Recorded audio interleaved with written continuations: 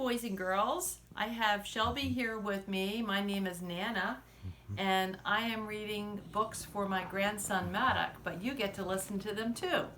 And today we're going to read just part one of Curious George, one of our favorites. Lots of you probably have Curious George books, and this book used to belong to my son John. As you can see, when he was little, he took a bite out of this book.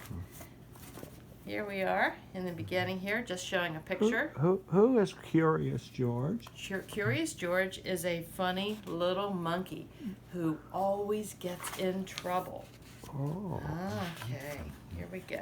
Curious George. This is George. He lived in Africa.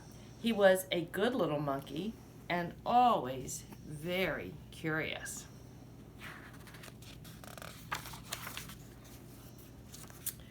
One day, George saw a man. He had on a large yellow straw hat. The man saw George too. What a nice little monkey, he thought. I would like to take him home with me.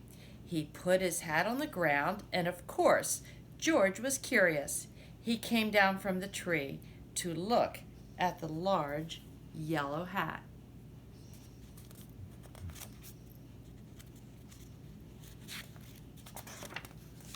The hat had been on the man's head. George thought it would be nice to have it on his own head. He picked it up and put it on.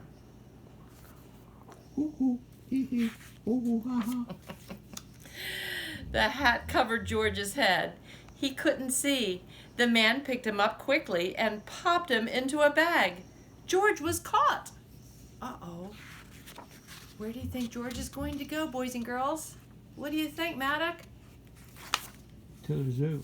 The man with the big yellow hat put George into a little boat, and a sailor rowed them both across the water to a big ship.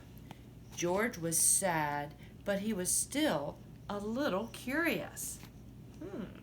What do you think, Shelby? Lick, lick, lick. Okay. On the big ship, things began to happen. The man took off the bag. George sat on a little stool, and the man said, "George, I'm going to take you to a big zoo," just like Poppy said, "in a big city. You will like it there. Now run along and play, but don't get into trouble." George promised to be good, but it is easy for little monkeys to forget. On the deck, he found some seagulls. He wondered how they could fly. He was very curious. Finally, he had to try. It looked easy, but...